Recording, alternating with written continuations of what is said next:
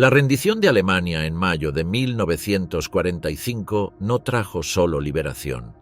Millones de civiles y prisioneros quedaron atrapados en el hambre, el exilio y la represión bajo administración aliada. Las ruinas de las ciudades alemanas se llenaron de refugiados, soldados derrotados y trabajadores forzados, todos enfrentados a un futuro incierto. En los campos de prisioneros del Rin, decenas de miles de soldados alemanes sobrevivieron a la intemperie con raciones mínimas, sin refugio ni atención médica suficiente. En paralelo, operaciones como Kill Haul obligaron a millones de personas a regresar por la fuerza a la Unión Soviética y Yugoslavia, donde muchos fueron ejecutados o enviados al Gulag. Las expulsiones de comunidades alemanas de Europa Oriental sumaron más violencia y muerte al final de la guerra. ¿Cómo se justificaron estas políticas ante la opinión internacional? ¿Por qué los vencedores aplicaron medidas que prolongaron el sufrimiento colectivo? ¿Qué precio real tuvo la victoria aliada en la posguerra? El ocaso del Reich, hambre y cenizas tras la rendición. Mayo de 1945 marcó el final oficial de la Segunda Guerra Mundial en Europa. La rendición incondicional de la Alemania nazi, firmada primero en Reims y posteriormente ratificada en Berlín-Karlshorst, puso término a un conflicto de 6 años en el continente. El Reich de Adolf Hitler había colapsado por completo. Sus dirigentes estaban muertos, capturados o en fuga, y las principales ciudades se encontraban arrasadas tras los bombardeos aliados. Las imágenes difundidas en Londres, París, Nueva York y Moscú mostraban multitudes celebrando la victoria. Dentro de las fronteras del derrotado Tercer Reich, en cambio, el panorama era de devastación absoluta. La Alemania de aquel mayo era un país física y socialmente destruido. Una parte significativa de las viviendas había quedado reducida a escombros por la campaña aérea. Ciudades como Dresde, Hamburgo o Colonia habían sido reducidas a ruinas. La red ferroviaria estaba prácticamente inutilizada. Los bombardeos sistemáticos y las voladuras realizadas por las propias tropas en retirada habían interrumpido la mayor parte de las líneas. El transporte de alimentos y bienes esenciales resultaba caótico y la población civil padecía escasez de todo tipo: pan, carne, carbón para calefacción, ropa. El hambre se convirtió en una realidad inmediata. Durante los años de guerra, el Reich se había sostenido mediante el saqueo de los territorios ocupados. Francia, Polonia, Ucrania y los Países Bajos habían sido despojados de grano, ganado y bienes industriales. Con la derrota, esas fuentes de abastecimiento desaparecieron. Las fábricas, centrales eléctricas, canales y puentes destruidos redujeron al mínimo la capacidad de producción y distribución. En el verano de 1945, las calorías disponibles por habitante estaban muy por debajo de lo necesario para cubrir las necesidades básicas. En Berlín, Hamburgo y Frankfurt, las colas para obtener pan y sopa se extendían por cuadras enteras. Los sistemas de racionamiento organizados por las autoridades militares apenas paliaban la situación, mientras el mercado negro se convertía en una vía generalizada de supervivencia. El trueque de objetos personales por alimentos se volvió cotidiano. A la devastación material se sumaba un fenómeno masivo de desplazamiento. Millones de refugiados alemanes huían del avance soviético en el este. Mujeres, ancianos y niños abandonaban Prusia Oriental, Silesia o Pomerania. Se desplazaban a pie en carretas improvisadas o trenes sobrecargados hacia el interior del Reich. Carreteras y estaciones se saturaban de columnas interminables. Entre 1944 y los años posteriores a la guerra, millones de alemanes fueron expulsados o se vieron forzados a abandonar sus hogares en Europa del Este. Un aspecto central del escenario inmediato fue el destino de los prisioneros de guerra. Al finalizar el conflicto, más de 11 millones de soldados alemanes estaban bajo control de las fuerzas aliadas y soviéticas. La mayoría había sido capturada en los últimos meses, cuando unidades enteras se rindieron en masa. En el frente occidental, el ejército estadounidense y el francés se enfrentaron a una situación sin precedentes. Se improvisaron enormes campos de prisioneros a cielo abierto en la región del Rin, conocidos más tarde como Rheinwissenlager. Estaban distribuidos a lo largo de Renania-Palatinado, Hesse y Renania del Norte-Westfalia. Eran recintos delimitados por alambradas, sin barracones ni instalaciones permanentes. El suelo embarrado o polvoriento era el único espacio disponible. Los prisioneros carecían de refugio frente a la lluvia y el frío y recibían raciones mínimas de pan y sopa acuosa.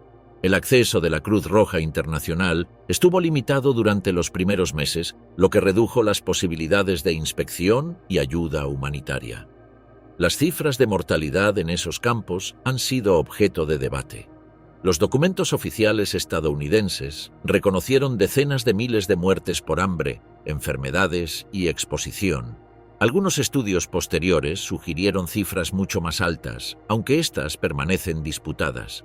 Lo cierto es que en la primavera y el verano de 1945, decenas de miles de prisioneros sobrevivieron en condiciones extremadamente duras, sin abrigo adecuado ni atención médica suficiente. Las autoridades militares aliadas justificaron la situación por la magnitud inesperada del problema. Las rendiciones masivas de abril y mayo habían desbordado cualquier previsión logística. El comandante supremo Dwight Eisenhower insistió en mantener a los prisioneros en territorio alemán, evitando traslados largos. La consecuencia fue la concentración de miles de hombres en espacios reducidos con suministros insuficientes. Además de los prisioneros de guerra, los aliados debían gestionar millones de trabajadores forzados y prisioneros liberados de los campos nazis. En Alemania permanecían cerca de 7 millones de extranjeros, la mayoría procedentes de Europa Oriental, que habían sido deportados como mano de obra esclava. Su repatriación resultó lenta y compleja, especialmente en los casos de quienes provenían de territorios bajo control soviético. Muchos de ellos se resistían a regresar por temor a represalias en sus países de origen. En paralelo, la ocupación se debatía entre el castigo y la administración. Por un lado, se buscaba responsabilizar a la población alemana de los crímenes del régimen nazi. Por otro, era necesario reactivar servicios básicos y evitar el colapso total de la sociedad. La Conferencia de Potsdam, celebrada en julio de 1945, estableció como principios la desmilitarización, la desnazificación, la democratización y la descentralización de Alemania. También dispuso reparaciones económicas, incluyendo el desmantelamiento de industrias y el traslado de maquinaria hacia los países vencedores.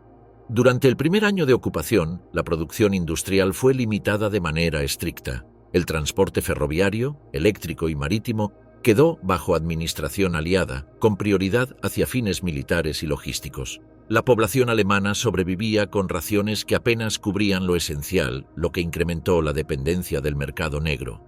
La línea divisoria entre castigo legítimo y represalia desproporcionada fue difusa en esos meses iniciales.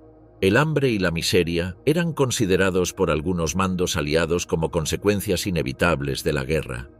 En la práctica, estas condiciones provocaron epidemias de tifus, tuberculosis y otras enfermedades entre una población debilitada y concentrada en ciudades destruidas. En este marco tuvieron lugar las expulsiones masivas de alemanes desde Europa Central y Oriental. Aunque los acuerdos interaliados legitimaron esos desplazamientos, su ejecución estuvo marcada por violencia, improvisación y carencia de recursos. Familias enteras fueron obligadas a abandonar sus hogares en Polonia, Checoslovaquia, Hungría o Yugoslavia. Alemania, arruinada y con recursos escasos, recibió un flujo constante de refugiados. En carreteras y estaciones, columnas de desplazados se mezclaban con prisioneros de guerra, trabajadores liberados y soldados desmovilizados. La situación en la zona oriental, bajo ocupación soviética, añadió otra dimensión. El Ejército Rojo había conquistado Berlín y buena parte del territorio oriental.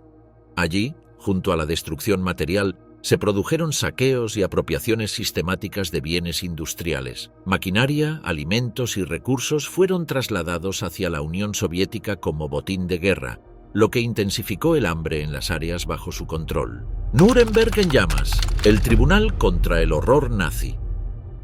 El 20 de noviembre de 1945 se inició en la ciudad bávara de Nuremberg el primer proceso internacional contra los principales dirigentes de un Estado derrotado. Oficialmente denominado Juicio a los principales criminales de guerra, fue organizado por las 4 potencias vencedoras: Estados Unidos, el Reino Unido, la Unión Soviética y Francia. Su creación había sido decidida en la Conferencia de Londres en agosto de aquel año, donde se aprobó el Estatuto del Tribunal Militar Internacional. El lugar escogido no fue casual. Nuremberg había albergado en los años 30 los congresos del Partido Nacional Socialista y allí se habían proclamado las leyes raciales que despojaron de ciudadanía a la población judía.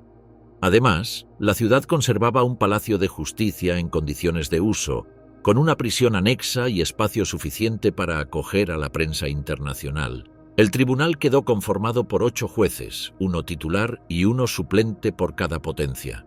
Entre ellos figuraban Lord Geoffrey Lawrence del Reino Unido, quien presidió las sesiones, Francis Biddle en representación de Estados Unidos, Henri Donnedieu de Vabres por Francia, e Iona Nikitchenko por la Unión Soviética, juez del Tribunal Supremo Soviético que había participado en los procesos de las purgas estalinistas. El juicio se convirtió en un acontecimiento mediático sin precedentes. Se habilitó una sala especial con cabinas de traducción simultánea, auriculares para jueces, acusados y abogados, y un espacio reservado para más de 300 periodistas. Las sesiones fueron filmadas y fotografiadas de manera sistemática, con el propósito de dejar constancia y difundir la magnitud de los crímenes atribuidos al régimen nazi. La acusación se estructuró en torno a 4 cargos principales. Los crímenes contra la paz, que definían la planificación y ejecución de guerras de agresión en violación de tratados internacionales. Los crímenes de guerra, relacionados con violaciones de las leyes y costumbres militares, incluyendo ejecuciones, deportaciones y saqueos. Los crímenes contra la humanidad, un concepto novedoso que abarcaba asesinatos, exterminio y persecución política, racial o religiosa contra civiles. Y finalmente la conspiración para cometer esos delitos, lo que permitió acusar a los procesados por su pertenencia a organizaciones como el Partido Nazi, las SS o la Gestapo. La innovación jurídica de estos cargos generó críticas tanto en su tiempo como en décadas posteriores. Nunca antes se habían tipificado los crímenes contra la humanidad ni el delito de agresión. El tribunal fue acusado de aplicar retroactivamente normas inexistentes en el momento de los hechos. Para las potencias vencedoras, la magnitud de las atrocidades nazis justificaba esa novedad legal. En el banquillo se sentaron 22 acusados, entre ellos Hermann Göring, antiguo comandante de la Luftwaffe, Joachim von Ribbentrop, ministro de Asuntos Exteriores, Wilhelm Keitel, jefe del alto mando de la Wehrmacht, Alfred Rosenberg, principal ideólogo del partido, y Albert Speer, ministro de Armamento. La figura dominante fue Göring, considerado sucesor de Hitler hasta su caída en desgracia en los últimos meses de la guerra. Durante el proceso recuperó peso físico y confianza en su oratoria. Se convirtió en portavoz oficioso de los acusados, discutiendo con los fiscales y respondiendo con largas intervenciones. El magistrado estadounidense Robert Jackson tuvo serias dificultades para contrarrestar su estrategia, pues Göring utilizaba documentos y recuerdos detallados para relativizar órdenes, cuestionar pruebas y señalar contradicciones en la política aliada. En sus intervenciones llegó a comparar los bombardeos alemanes sobre Varsovia o Rotterdam con los ataques aéreos aliados en Dresde o Hamburgo. También mencionó la invasión soviética de Polonia en 1939 y la ejecución masiva de oficiales polacos en Katyn, como ejemplos de crímenes que quedaban fuera del proceso porque los perpetradores pertenecían al bando vencedor. A pesar de estos argumentos, la cantidad de documentos oficiales nazis presentados como prueba resultó determinante. Actas de reuniones, órdenes escritas y películas grabadas por los propios alemanes sirvieron para confirmar la magnitud de las operaciones de exterminio. Las proyecciones de imágenes de campos de concentración y hornos crematorios impresionaron al tribunal y a la opinión pública internacional. Uno de los episodios más controvertidos fue precisamente Katyn. En 1940, alrededor de 22.000 oficiales polacos fueron ejecutados por la policía secreta soviética en los alrededores de Smolensk y en otros lugares. Al descubrir las fosas, los alemanes habían denunciado el crimen en 1943. Sin embargo, en Nuremberg, la delegación soviética lo presentó como una atrocidad nazi. Los jueces aliados aceptaron esa versión, a pesar de las pruebas contrarias. No fue hasta 1990 que Moscú reconoció la responsabilidad del NKVD. Otros temas sensibles quedaron excluidos del debate. Los bombardeos masivos sobre ciudades alemanas y japonesas, incluyendo Dresde, Hamburgo, Hiroshima y Nagasaki, nunca fueron considerados crímenes. El lanzamiento de armas nucleares por parte de Estados Unidos en agosto de 1945, con un altísimo número de víctimas civiles, no formó parte de la acusación. La doctrina aliada sostenía que se trataba de operaciones militares legítimas. Tampoco se mencionaron represalias ni ejecuciones sumarias cometidas por tropas aliadas.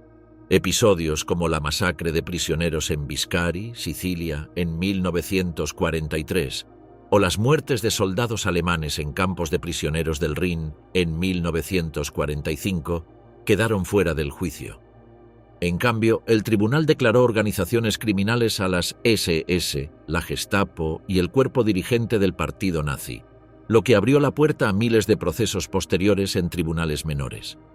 El juicio se extendió durante casi un año. Se escucharon más de 200 testigos y se revisaron alrededor de 3.000 documentos. La defensa alegó obediencia debida y cuestionó la legitimidad de un tribunal compuesto únicamente por los vencedores, pero esas líneas de argumentación tuvieron escaso efecto. El 1 de octubre de 1946 se dictaron las sentencias. 12 acusados fueron condenados a muerte, entre ellos Göring, Ribbentrop, Keitel y Rosenberg. 3 recibieron cadena perpetua, incluyendo a Rudolf Hess. 4 fueron sentenciados a penas de entre 10 y 20 años, entre ellos Albert Speer. 3 resultaron absueltos: Hjalmar Schacht, Franz von Papen y Hans Fritzsche. El tribunal rechazó la obediencia debida como eximente absoluta, aunque admitió que podía considerarse atenuante. La noche del 15 de octubre, horas antes de las ejecuciones, Göring se suicidó en su celda con una cápsula de cianuro. El origen de ese veneno nunca quedó esclarecido y su muerte evitó la imagen pública de su ejecución. En la madrugada siguiente, 10 condenados fueron ahorcados en el gimnasio de la prisión de Nuremberg. Sus cuerpos fueron incinerados y las cenizas arrojadas al río Isar para impedir que sus tumbas se convirtieran en lugares de culto.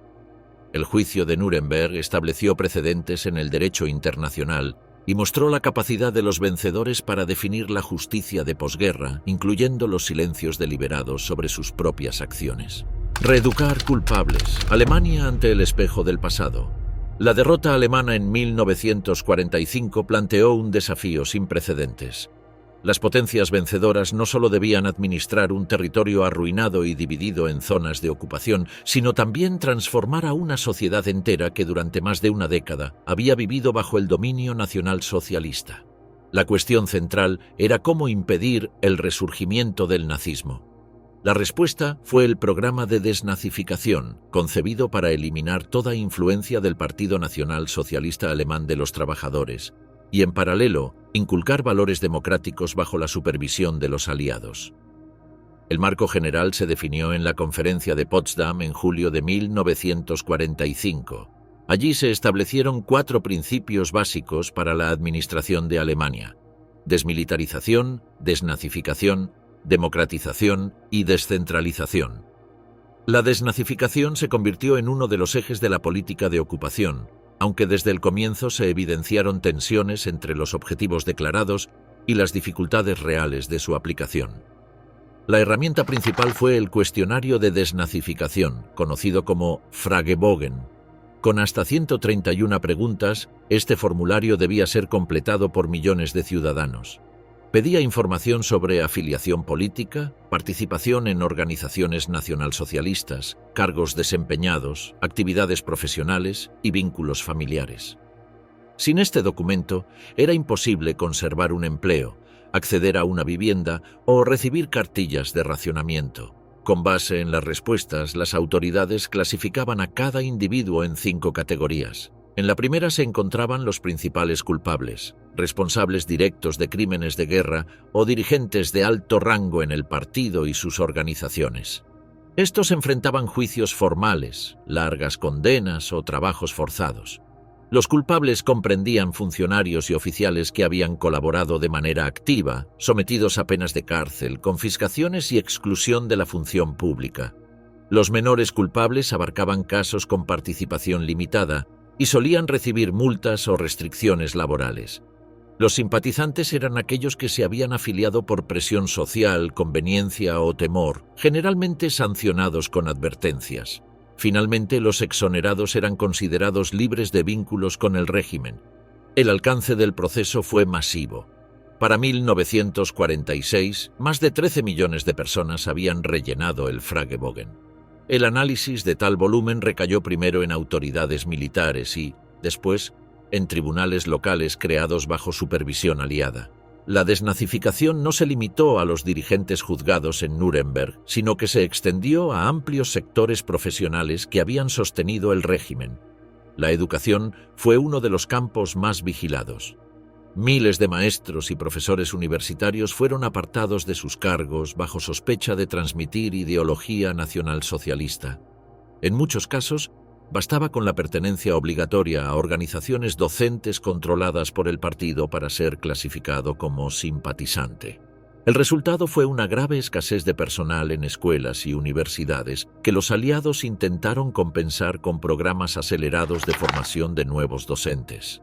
En la justicia, jueces y fiscales fueron investigados por su aplicación de leyes raciales o por dictar condenas políticas.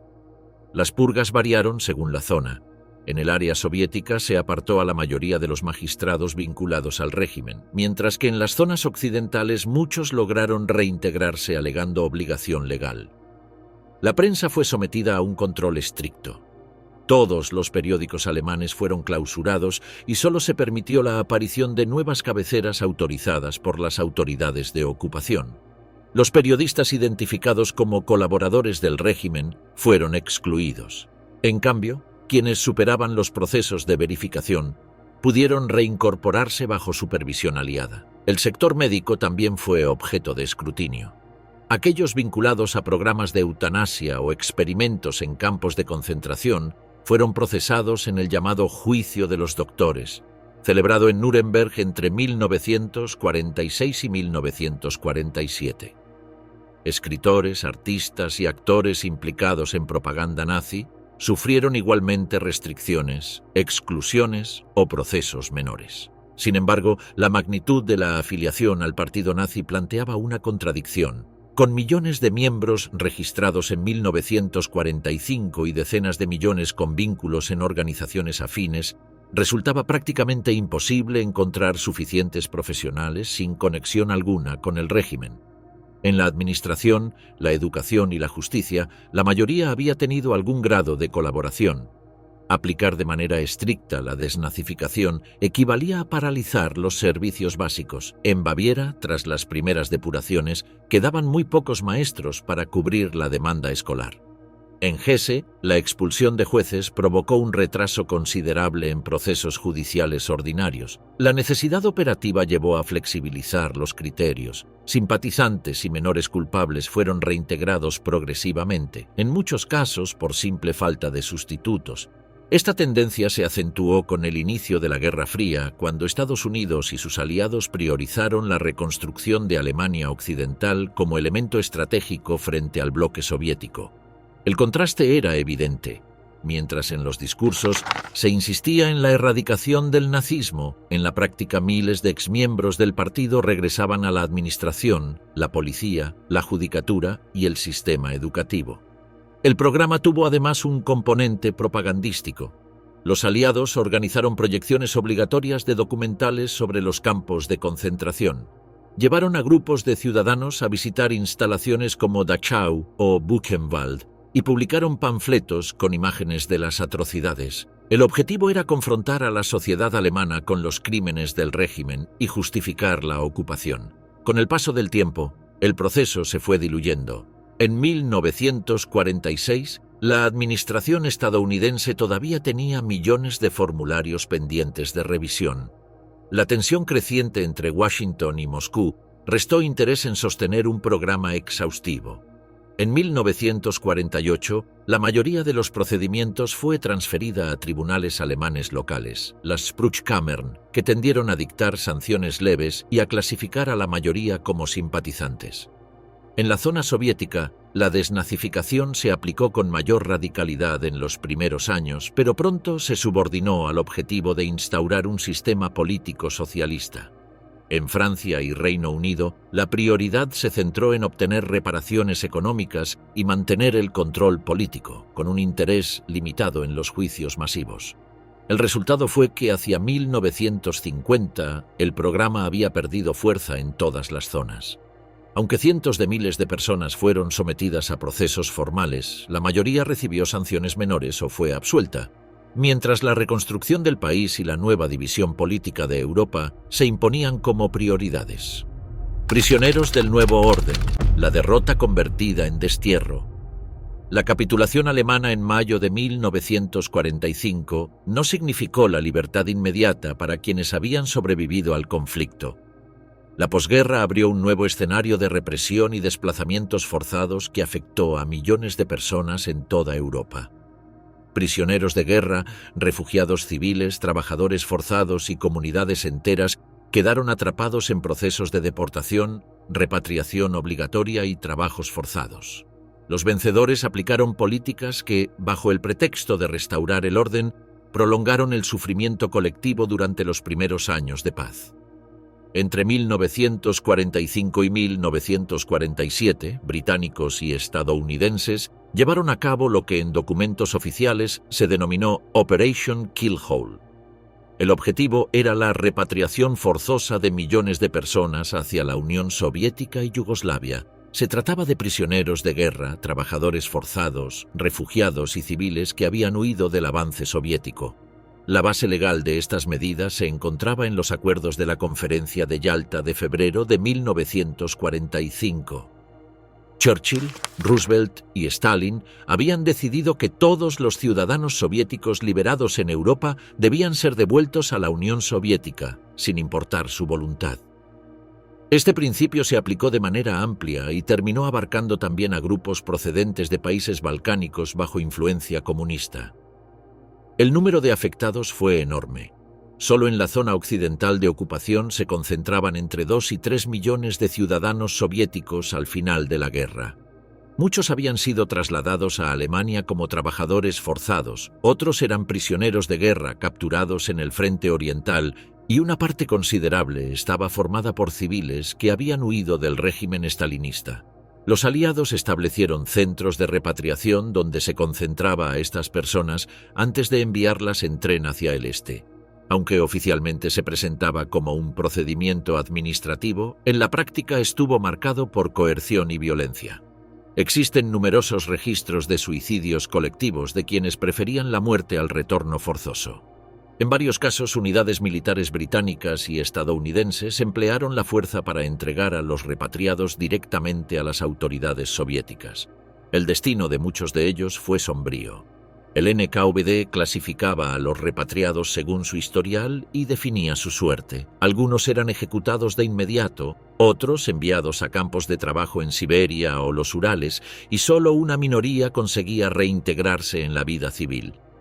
Aunque las cifras exactas resultan difíciles de establecer, estudios coinciden en que cientos de miles fueron deportados a la red del Gulag tras su entrega. La operación incluyó también a yugoslavos anticomunistas. En mayo de 1945, en Carintia, Austria, fuerzas británicas entregaron a miles de soldados y civiles croatas, eslovenos y serbios que habían huido junto con el ejército alemán. Estos fueron devueltos a las fuerzas de Tito y sufrieron ejecuciones masivas conocidas como las masacres de Bleiburg, seguidas de largas marchas de prisioneros bajo condiciones extremas. Se estima que decenas de miles murieron en esos episodios. Operation Killhole continuó hasta 1947, cuando la presión internacional y la consolidación de la Guerra Fría modificaron la política occidental. Para entonces, millones de personas habían sido ya devueltas a territorios donde les aguardaban la represión, el encarcelamiento o la muerte. En paralelo, otro proceso de gran magnitud alteró la composición étnica de Europa central y oriental, la expulsión de las comunidades alemanas que durante siglos habían vivido en esas regiones. Los denominados Volksdeutsche sumaban más de 12 millones antes de 1939, asentados en áreas como Silesia, los Sudetes, Prusia Oriental o Transilvania. Durante la guerra, el régimen nazi había utilizado su presencia para justificar anexiones y colonizaciones. Tras la derrota alemana, los gobiernos de Polonia, Checoslovaquia, Hungría y otros países, con respaldo aliado, decidieron expulsarlos como medida de castigo colectivo y de reconfiguración étnica. La Conferencia de Potsdam, en julio de 1945, avaló estas medidas, bajo la condición de que se llevaran a cabo de forma ordenada y humana. En la práctica, las expulsiones estuvieron marcadas por violencia, improvisación y alta mortalidad.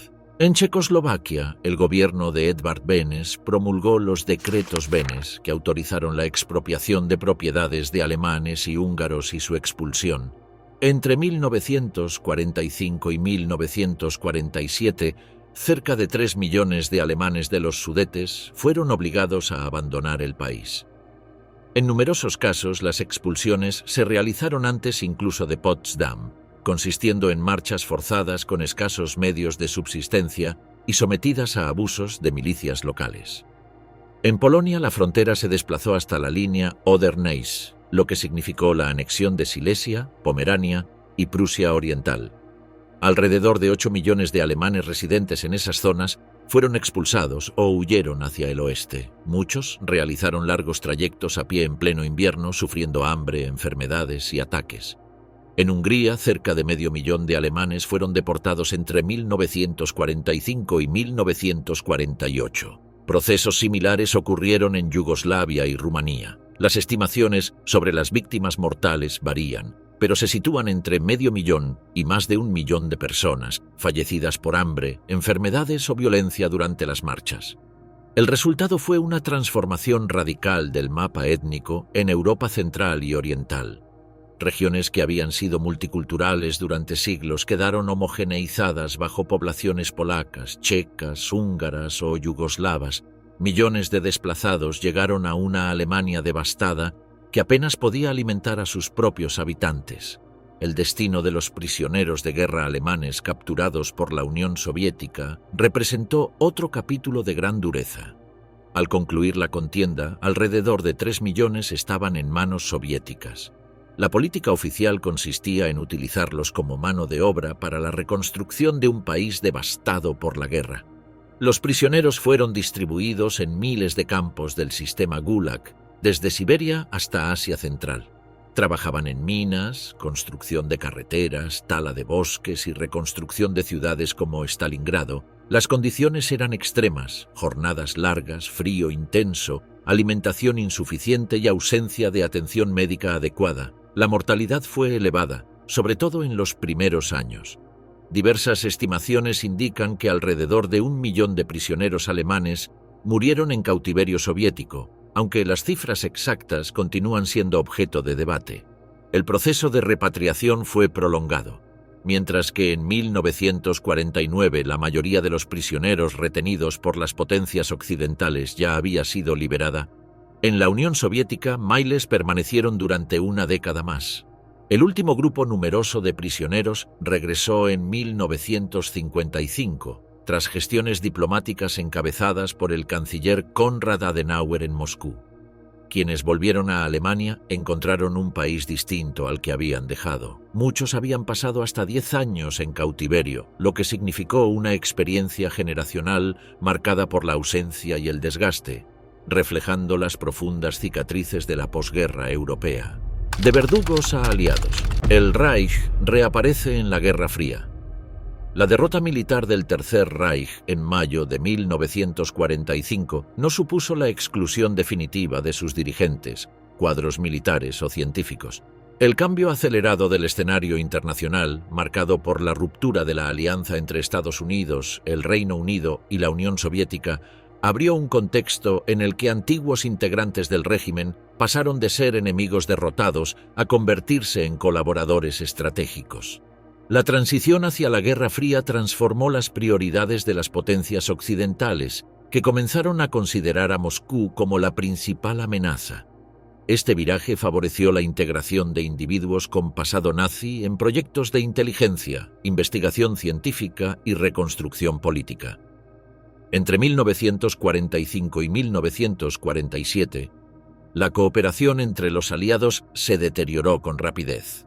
El discurso de Winston Churchill en Fulton en 1946, que introdujo la expresión telón de acero, y la proclamación de la doctrina Truman en 1947 confirmaron la orientación hacia la contención del comunismo como prioridad estratégica. En este marco, el castigo a Alemania dejó de ser el único objetivo. Se impuso la necesidad de reconstruirla como un baluarte frente al bloque soviético. La desnazificación, hasta entonces concebida como un proceso integral, fue adaptada de manera flexible. Esa adaptación abrió la puerta a la reutilización de exdirigentes y especialistas nazis, no por afinidad ideológica, sino por su valor técnico y sus redes de información. Los ámbitos en los que esta práctica se manifestó con mayor claridad fueron la ciencia militar y aeroespacial y los servicios de inteligencia. Ambos se consideraban decisivos en la competición global que se abría entre Washington y Moscú. Uno de los programas más representativos fue la Operación Paperclip, dirigida por la inteligencia militar estadounidense. Su propósito consistió en reclutar a científicos e ingenieros alemanes para trabajar en proyectos estratégicos en Estados Unidos. El caso más conocido es el de Wernher von Braun, ingeniero que había dirigido el desarrollo de los cohetes Untoto II en el Centro de Investigación de Peenemünde. Aquellos misiles, empleados en los últimos años de la guerra contra Londres y Amberes, habían sido los primeros proyectiles balísticos de alcance medio y velocidad supersónica. Representaban un avance tecnológico sin precedentes y habían sido producidos con el uso de mano de obra esclava en Mittelbau-Dora, donde murieron decenas de miles de prisioneros. Tras la rendición alemana, von Braun y su equipo se entregaron a tropas estadounidenses en Austria. Posteriormente fueron trasladados a Estados Unidos junto con documentación, planos y componentes de cohetes. Entre 1945 y finales de los años 50, más de 1.600 especialistas alemanes fueron reclutados bajo este programa. En territorio estadounidense, von Braun participó en el desarrollo de misiles como el Redstone y el Júpiter, y más tarde desempeñó un papel decisivo en la NASA, donde dirigió el diseño del cohete Saturno V, fundamental para el programa Apolo. Su trayectoria convirtió a un ingeniero nazi en protagonista central de la carrera espacial. Paperclip no se limitó a von Braun. Otros científicos aportaron conocimientos en aeronáutica, armamento químico y medicina militar. En numerosos casos, sus expedientes sobre participación en crímenes fueron modificados o clasificados para permitir su ingreso legal en Estados Unidos, a pesar de las órdenes iniciales del presidente Truman que prohibían el reclutamiento de nazis comprometidos. El segundo ámbito en el que se produjo la integración fue la inteligencia militar. Destaca la figura de Reinhard Gehlen, oficial del ejército alemán que había dirigido la sección Fremde Heer Ost, especializada en recopilar información sobre la Unión Soviética. Durante la guerra había acumulado una extensa red de archivos, mapas y agentes en los territorios orientales. Ante la inminente derrota, ocultó parte de sus documentos en los Alpes bávaros y se entregó a las fuerzas estadounidenses, ofreciendo su red de información a cambio de protección. La propuesta fue aceptada. Con apoyo estadounidense, Gehlen reorganizó su estructura bajo el nombre de Organización Gehlen, con sede en Pullach, cerca de Múnich. Desde allí reclutó a numerosos exoficiales de inteligencia, policías y militares del régimen, algunos con antecedentes en la Gestapo o en las SS. Para Washington, el criterio fue pragmático. Estos individuos disponían de experiencia y contactos en Europa del Este, una región donde los servicios occidentales carecían de capacidad operativa. En 1956, la organización Gehlen se transformó en el Bundesnachrichtendienst, el Servicio Federal de Inteligencia de la República Federal de Alemania. Gehlen fue su primer director hasta 1968. Durante su gestión, el servicio se integró plenamente en la red occidental de espionaje y cooperó estrechamente con la CIA. Más allá de Paperclip y la organización Gehlen, hubo numerosos casos de integración en estructuras occidentales. Algunos médicos alemanes vinculados a experimentos en campos de concentración fueron utilizados en investigaciones de farmacología y biología. Empresarios que habían colaborado con el régimen conservaron posiciones relevantes en la economía de Alemania Occidental, respaldados en parte por los programas de reconstrucción del Plan Marshall. En la administración de la República Federal, jueces, fiscales y burócratas con pasado nazi regresaron a sus funciones debido a la imposibilidad de reemplazar a todo el personal en un país que debía ser reorganizado con urgencia. La reutilización de antiguos nazis respondió a una lógica de prioridades estratégicas. Para Estados Unidos y el Reino Unido, el comunismo internacional era percibido como una amenaza inmediata. Este enfoque condujo a desplazar el criterio moral que había guiado los primeros procesos de desnazificación.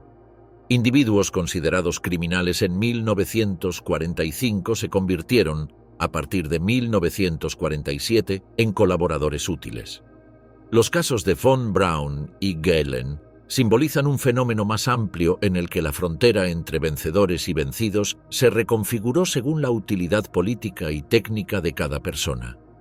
Documentos desclasificados en décadas posteriores revelaron cómo expedientes comprometidos fueron ocultados o manipulados para permitir estas incorporaciones, evidenciando la prioridad de la estrategia sobre la justicia en los primeros años de la Guerra Fría. El carnicero oculto, Klaus Barbie, verdugo en las sombras. El recorrido de Klaus Barbie, oficial de las SS y jefe de la Gestapo en Lyon, muestra cómo algunos responsables directos de crímenes nazis lograron eludir la justicia inmediata tras la derrota alemana y, en lugar de ser castigados de forma rápida, terminaron colaborando con los vencedores en el nuevo escenario internacional. Su trayectoria combina su papel en la represión en la Francia ocupada, la protección recibida por parte de servicios de inteligencia occidentales, la huida a Sudamérica a través de las ratlines y su prolongada impunidad hasta finales del siglo XX. Klaus Barbie nació en 1913 en Bad Godesberg. En 1935 ingresó en las SS y poco después en la Gestapo. En 1942 fue destinado a Lyon, en la Francia ocupada, como jefe de la policía secreta alemana. Su misión consistía en combatir a la resistencia, identificar redes de partisanos, detener a dirigentes judíos y desarticular estructuras clandestinas. Los métodos aplicados fueron violentos. Barbie supervisó interrogatorios bajo tortura en la sede de la Gestapo en la Rue Sainte-Catherine y en la Escuela Militar de Lyon, convertida en centro de detención. Entre sus víctimas se encontraban destacados dirigentes de la resistencia como Jean Moulin, arrestado en junio de 1943 y muerto tras sufrir graves torturas. En abril de 1944 ordenó la detención de 44 niños y 7 monitores de la colonia de Issy, posteriormente deportados a Auschwitz y asesinados. Bajo su mando, miles de personas fueron deportadas, centenares ejecutadas y la región sometida a un clima de terror. Tras la liberación de Lyon en septiembre de 1944, Barbie huyó hacia Alemania. En 1947 fue identificado como criminal de guerra y condenado a muerte en rebeldía por un tribunal de Lyon. Mientras tanto, los servicios de inteligencia estadounidenses comenzaban a reorganizar redes en Alemania Occidental en un contexto donde la prioridad pasaba a ser la contención del comunismo. El Counterintelligence Corps consideró que Barbie, con experiencia policial y conocimiento de redes clandestinas, podía resultar útil. Ese mismo año, agentes estadounidenses lo contactaron y lo emplearon como informante en Múnich y Augsburgo. Durante varios años proporcionó información sobre actividades comunistas y sobre redes de exnazis. Aunque sus crímenes eran conocidos, su valor en el nuevo escenario prevaleció. En 1950, cuando Francia renovó su solicitud de extradición, las autoridades estadounidenses se enfrentaron a un dilema. Admitir su colaboración significaba reconocer la protección brindada a un criminal de guerra. La salida fue organizar su huida mediante las Ratlins, rutas clandestinas que conectaban Alemania y Austria con puertos italianos, utilizadas por numerosos fugitivos nazis para escapar a Sudamérica. Con ayuda de sacerdotes vinculados a organizaciones humanitarias y con documentación falsa facilitada por los estadounidenses, Barbie viajó a Génova y en 1951 embarcó rumbo a Bolivia. Adoptó la identidad de Klaus Allmann, bajo la cual residiría durante más de 30 años. En Bolivia obtuvo la ciudadanía y estableció negocios de transporte y comercio. Sus conocimientos militares e inteligencia lo convirtieron en asesor de las Fuerzas Armadas en técnicas de represión. Durante las dictaduras militares de las décadas de 1960 y 70, colaboró en tareas de seguridad y fue vinculado a operaciones de contrainsurgencia.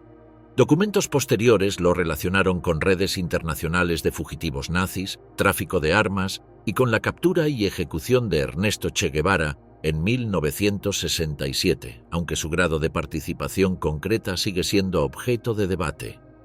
Su impunidad en Bolivia fue posible gracias a la protección de los gobiernos locales, que valoraban su experiencia en el contexto de la lucha contra movimientos de izquierda. Mientras tanto, en Europa, investigadores y periodistas identificaron su verdadera identidad, pero durante años las solicitudes de extradición fueron rechazadas. A partir de la década de 1970, organizaciones dedicadas a la persecución de criminales nazis, como Serge y Beate Klarsfeld, intensificaron la presión internacional. Localizaron a Barbie en La Paz y lo denunciaron públicamente. Pese a ello, la extradición fue negada repetidamente. El giro se produjo en 1983, tras la caída de la dictadura de Luis García Meza. El nuevo gobierno democrático boliviano, bajo presión internacional y en medio de dificultades internas, decidió expulsar a Klaus Allmann y entregarlo a Francia. Su llegada a Lyon provocó una enorme repercusión. En 1987 se inició su juicio ante la Corte de Lyon. Los cargos se centraron en crímenes contra la humanidad, con pruebas relacionadas con la deportación de los niños de Issy, la tortura de prisioneros de la resistencia y la persecución de familias judías. El proceso incluyó testimonios de supervivientes y abundante documentación. Barbie, ya anciano, permaneció en silencio durante la mayor parte de las audiencias.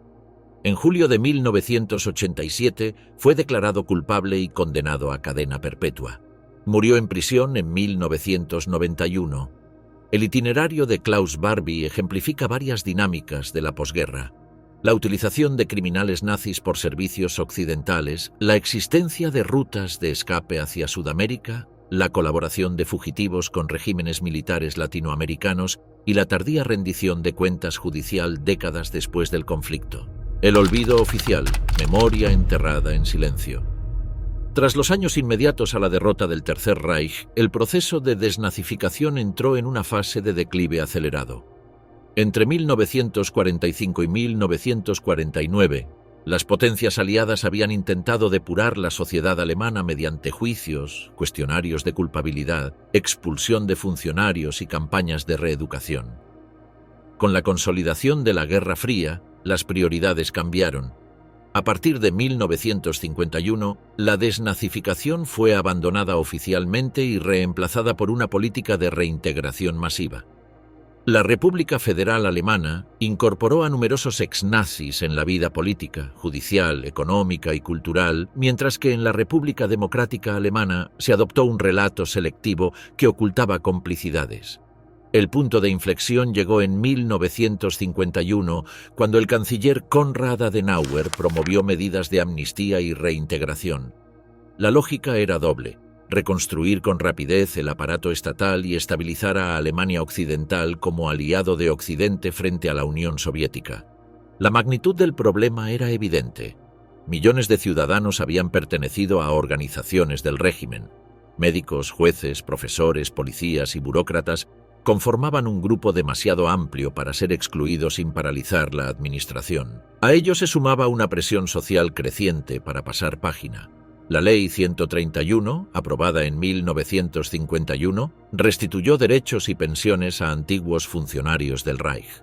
Miles recuperaron sus puestos en la administración pública y en la judicatura. Hacia mediados de la década, se estima que más de la mitad de los jueces y fiscales de la República Federal tenían antecedentes de afiliación. El campo médico mostró continuidad similar. Profesionales implicados en programas de eutanasia o en experimentos médicos retomaron sus carreras sin sanciones judiciales relevantes. En la policía y en la Bundeswehr también fueron reincorporados cuadros con pasado nazi. En la vida política, antiguos miembros del partido ocuparon cargos en formaciones democráticas. Tanto en el gobernante CDU como en partidos regionales se integraron exnazis en funciones de responsabilidad. El pragmatismo predominaba.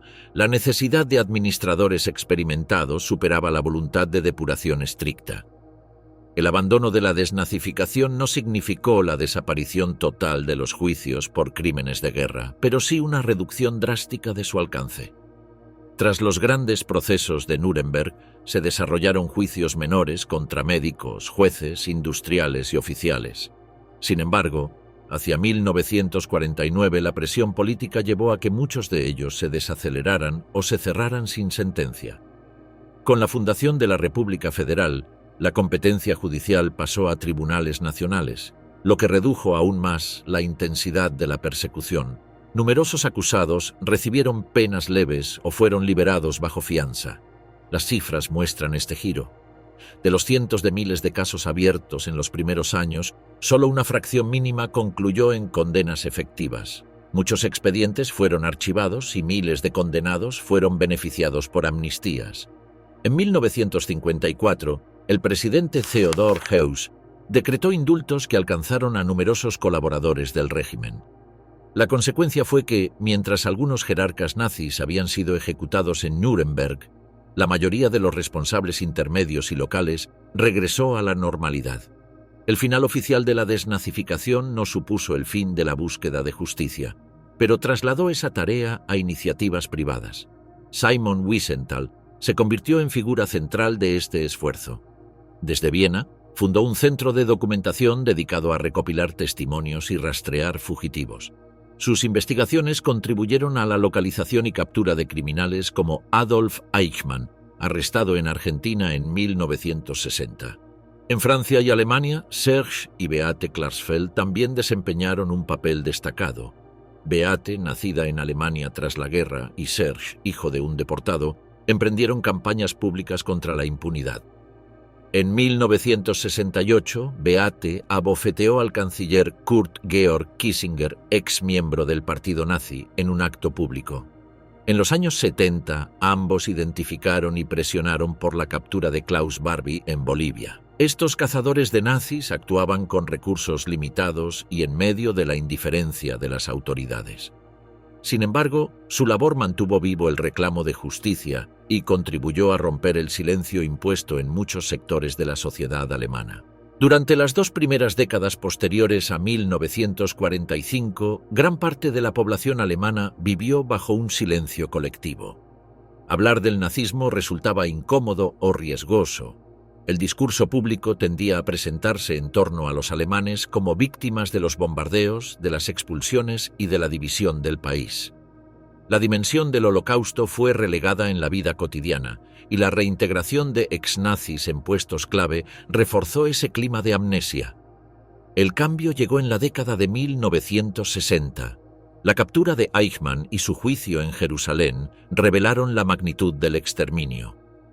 En Alemania, los juicios de Auschwitz en Frankfurt entre 1963 y 1965 documentaron de forma pública la responsabilidad de centenares de alemanes en la gestión de los campos.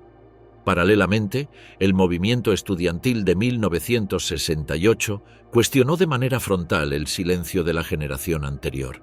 A partir de entonces, la memoria del Tercer Reich se transformó en un eje de la cultura democrática alemana. Monumentos, museos y programas escolares incorporaron el recuerdo del Holocausto como parte esencial de la identidad política de la República Federal. En la República Democrática Alemana, el enfoque fue distinto. Allí el nazismo se presentaba como un fenómeno propio del capitalismo occidental, mientras el Estado socialista se proclamaba heredero de la resistencia antifascista. Esta narrativa ocultaba las colaboraciones y reducía el pasado a una herramienta ideológica.